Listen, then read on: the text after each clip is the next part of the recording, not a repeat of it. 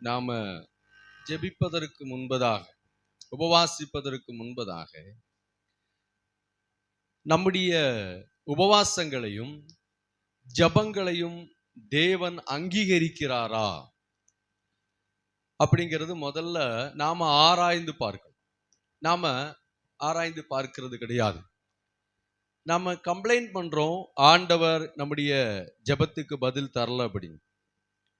ஆனா நாம எப்போதாவது என்னுடைய ஜபங்கள் கேட்கப்படுவதற்கு, இல்லைனா நான் இவ்வளவு நாளும் ஜபம் பண்ணின அந்த ஜபங்கள் தேவ சமூகத்தை போய் எட்டுவதற்கு என்ன காரணம் தடையாக இருக்கிறது என்பதை நாம ஆராய்ந்து பார்க்கிறது இல்லை. நம்ம நேரடியாக தேவ சமூகத்தில் இருந்து கர்த்தருடைய ஆசீர்வாதங்களை பெறுவதற்கு நாம எல்லாம் முயற்சி பண்றோம். ஆண்டவர் எல்லாரையும் ஆசீர்வதிக்க அவர் பிரியமுள்ளவராக இருக்கிறார். ஆண்டவருக்கு எல்லாரையும் ஆசீர்வதிப்பது பிரியமான காரியம். கர்த்தருடைய வார்த்தை சொல்லுகிறது, இஸ்ரவேலை ஆசீர்வதிப்பதே கர்த்தருக்கு பிரியம். ஆனா சில நேரங்களில அவருக்கு பிரியமா இருந்தாலும் கூட அவரால் நம்மை ஆசீர்வதிக்க முடியாத அளவுக்கு சில காரணங்கள், சில தடைகள் இருக்கிறது. நாம எப்போதும் கிறிஸ்தவர்கள் பயன்படுத்துகிற ஒரு காரியம் என்ன, எனக்கு இந்த நிலைமை வர, இல்லைன்னா எனக்கு இந்த பிரச்சனை வர, எனக்கு இப்படியெல்லாம் நடக்க காரணம் பிசாசு அப்படின்னு சொல்லி ஒரே ஒரு என்ன சொல்லலாம், அந்த பிசாசு மேல பழிய போட்டுரும். பிசாசு ஒரு காரணம்தான். பிசாசு எப்படி காரணமாக மாறுகிறான் அப்படின்னா, பிசாசுக்கு நாம இடம் கொடுத்தால் ஒழிய பிசாசு அதுக்கு காரணமாக என்ன பண்ண மாட்டான், மாற மாட்டான். அப்போ பிசாசுக்கு நாம இடம் கொடுக்கிறதுனால பிசாசு நமக்குள்ளே கிரியை பண்ண ஆரம்பிக்கிறான். பல பெந்தகோஸ்த இல்லைனா கிறிஸ்தவர்கள் எல்லாருமே என்ன சொல்றாங்க அப்படின்னா, எல்லா பிரச்சனைகளுக்கும் காரணம் பிசாசு தான்.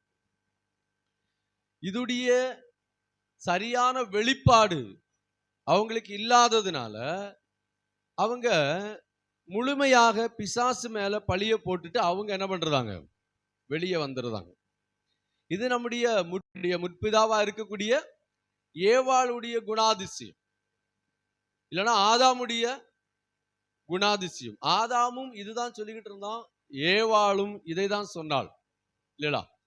ஆனா சர்ப்பம் மட்டும்தான் ஒண்ணுமே என்ன பண்ணல, சொல்லல. சொல்ல வாய்ப்பு தேவன் என்ன பண்ணல, கொடுக்கல. ஆதாம்கிட்ட கேட்டா ஆதாம் சொன்னா ஸ்திரீ தான் காரணம், ஸ்திரீ கிட்ட கேட்டா சர்ப்பம் தான் காரணம். சர்ப்பம் கிட்ட ஆண்டவர் கேட்கவே இல்லை.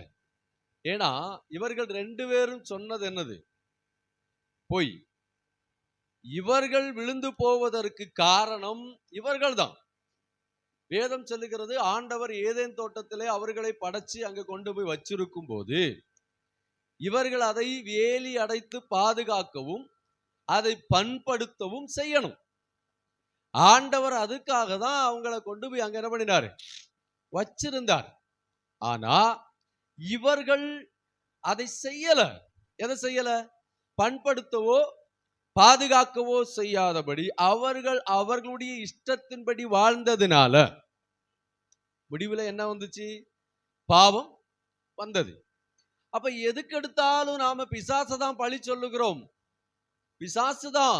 ஆனா பிசாசை உள்ள கொண்டு வந்தது யாரு? பிசாசு நமக்குள்ள எப்படி கிரியை பண்ணணும்? இப்ப நம்ம சொல்றோம், இவர் என்ன வஞ்சிச்சிட்டாரு. அப்ப வஞ்சிச்சிட்டாரு, ஓகே. அதுக்கு யாரு காரணம்? அதுக்கு நாம தான் என்னது காரணம். நாம அறிவில்லாம இருந்ததுனால, புத்தி இல்லாம இருந்ததுனால நாம அதுக்கு காரணக்காரர்களாக இருக்கிறோம். பல நேரங்களில் நாம மற்றுள்ளவங்க மேல பழிய போட்டுட்டு தப்பித்து கொள்றதுக்கு தான் என்ன பண்றோம், முயற்சி பண்ணுகிறோம். தேவன் அதை விரும்பல. தேவன் என்ன விரும்புகிறார்? நாம இன்னையிலிருந்து 3 நாள் உபவாசம் இருக்க போறோம்.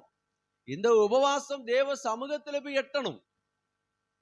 நம்ம இஷ்டத்துக்கு போய் உபவாசம் இருந்தா கடவுள் என்ன பண்ண மாட்டாரு, கேட்க மாட்டார்.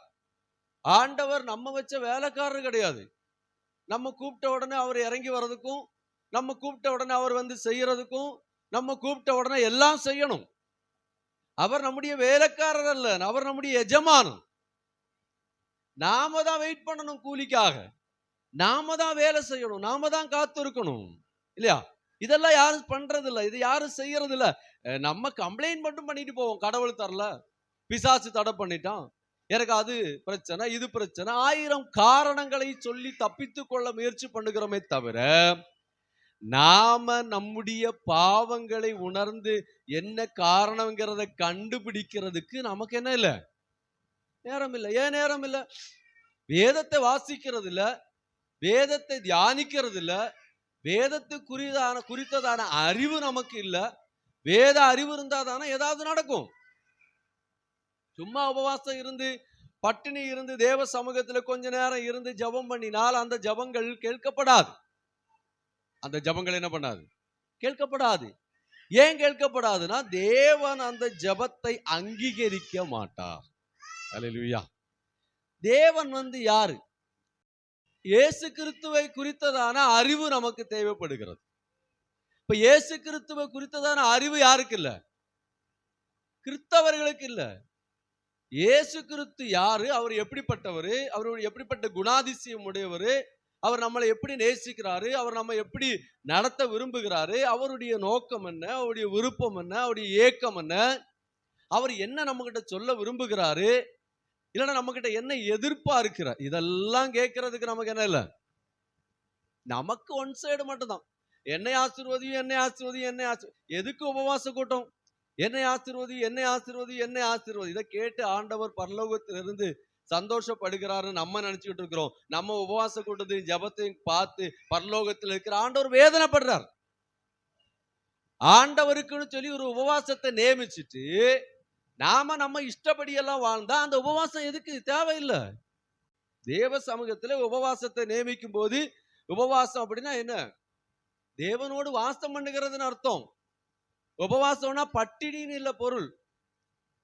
பட்டினி கிடையாது. இது உண்ணாவிரதம் இல்ல. இந்த உலகத்துல இருக்கிற நபர்கள் செய்கிறது போல உண்ணாவிரதம் கிடையாது. உண்ணாவிரதத்தை தேவன் விரும்பல, பட்டினிய தேவன் விரும்பல. ஆண்டவரே நான் உண்ணாவிரதம் இருக்கிறேன் அப்படின்னா கடவுள் அதை விரும்பல. தேவ சமூகத்துல பரிசுத்தமாக்கவும் சீர்திருத்தப்படவும் ஒழுங்காகவும் இல்லையா? எஸ்ரா சொல்றாரு, எங்களை தாழ்த்தி தேவ சமூகத்துல எங்களை ஒப்பு கொடுக்கவும், எங்களுக்காகவும் எங்க பிள்ளைகளுக்காகவும் எங்க பொருட்களுக்காகவும் எங்களுக்கு தந்திருக்கிற சம்பத்துகள் எல்லாவற்றுக்காக நாங்க உபவாசம் இருக்கிறோம். உபவாசம் என்கிறதான வார்த்தையுடைய அர்த்தங்கள் தெரியாமலே நாம எல்லாரும் என்ன பண்ணிக்கிட்டு இருக்கிறோம்? உபவாசங்கிறது வந்து தேவ சமூகத்திலிருந்து ஒரு பெரிய மாற்றத்தை கொண்டு வரக்கூடிய ஒரு கருவி, பெரிய மாற்றத்தை கொண்டு வரும். ஆனா உண்மையிலே உபவாசம் இருக்கணும். சும்மா உபவாசம் இருந்தா என்ன பண்ணாது? பரலோகத்துல நம்ம உபவாசம் அங்கீகரிக்கப்பட்டு சந்தோஷப்படுறாரு இல்ல. உபவாசம் இருந்து மனம் திரும்பல அப்படின்னா, உபவாசம் இருந்து மாற்றம் வரல அப்படின்னா, உபவாசம் இருந்து சீர்திருத்தம் வரல அப்படின்னா, உபவாசம் இருந்து குணப்படல அப்படின்னா, உபவாசம் இருந்துட்டு என்ன பிரதிபலன்? அல்லேலூயா. அதை விட உபவாசம் இருக்கிறவர்கள் அப்படிதான் இருக்கிறாங்க, உபவாசம் இருந்தவர்களும் அப்படிதான் இருக்கிறாங்க. நிறைய பேர் பார்த்தா எப்ப பார்த்தாலும் உபவாசம். ஏன் உபவாசம் இருக்கிறாங்கன்னு அவங்களுக்கும் தெரியாது. அல்லேலூயா. எதுக்கு நான் சொல்றேன்னா, முதல் நாள் உபவாச கூட்டத்துல உபவாசம் அப்படின்னா என்னன்னு முதல்ல நாம தெரிஞ்சுக்கணும். தேவன் எதை உபவாசம்னு நினைக்கிறார், முதல்ல தேவன் நம்மில் விருப்பப்படுகிறாரா அதை நாம பார்க்கணும். அதை பார்த்துட்டு வேணும் தேவ சமூகத்திலே உபவாசம் இருக்கும்படியாக நாம் நம்முடைய நேரங்களை காலங்களை என்ன பண்ணணும்? செலவழிக்கணும். உபவாசம் அப்படின்னா அன்னைக்கு தேவ சமூகத்துல அன்னைக்கு நாளே எல்லா வேலையும் செய்யணும். மறுநாள் செய்ய வேண்டிய எல்லா வேலைகளையும் நாளே என்ன பண்ணிருக்கணும்? செஞ்சு முடிச்சுட்டு நாளைக்கு நான் உபவாசம் இருக்க போறேன்னு சொல்லி அதிகாலையில எழுந்து தேவ சமூகத்திலிருந்து ஜபம் பண்ணி வேதத்தை தியானம் பண்ணி நம்முடைய பாவங்களை அறிக்கை பண்ணி அன்னைக்கு கர்த்தருக்கு நன்றி சொல்லி திருத்த வேண்டிய பாவங்களை திருத்தி ஒப்புரவாகி தேவனோடு கூட ஒரு நல் மனம் பொருந்தி ஆண்டவருக்கு நமக்கு இருக்கிறதான பிளவுகள் எல்லாம் மாற்றி தேவனோடு கூட வாசம் பண்ணி தேவனுக்கும் நமக்கும் ஒரு நல்ல ஃபெலோஷிப், ஒரு ஐக்கியத்தை உருவாக்க தான் உபவாசத்தை நியமிச்சிருக்கிறார் ஆண்டவர். யோவேல் சொல்லுகிறார், உங்க இருதயங்களை கிழித்து தேவனிடத்தில் என்ன பண்ணுங்க? திரும்புங்க. உங்க இருதயம் கிழிக்கப்படட்டும். உங்க இருதயம் கிழிக்கப்பட்டு நீங்க தேவனுடைய சமூகத்துல என்ன பண்ணுங்க? திரும்புங்க அப்படின்னு ஆண்டவர் சொல்லுகிறார். அதான் உபவாசம். யோவேல் 2ஆம் அதிகாரத்தில்